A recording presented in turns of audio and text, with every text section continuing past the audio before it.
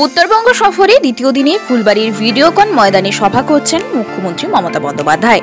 সেখানে তিনি কন্যাশ্রী, রূপশ্রীর মতো একাধিক জনমুখী প্রকল্প সাধারণ মানুষের হাতে তুলে দেবেন। পাশাপাশি কিছু নতুন প্রকল্পের উদ্বোধনেরও সম্ভাবনা রয়েছে।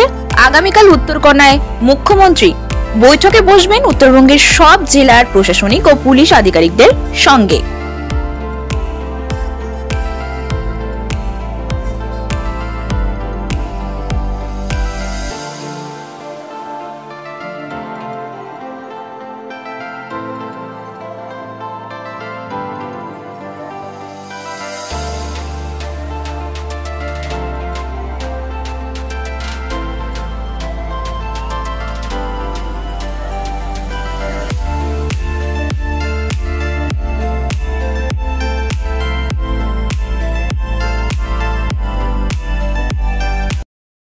নতুন নতুন আপডেট পেতে সাবস্ক্রাইব করুন নিউজ আপ ডেইলি।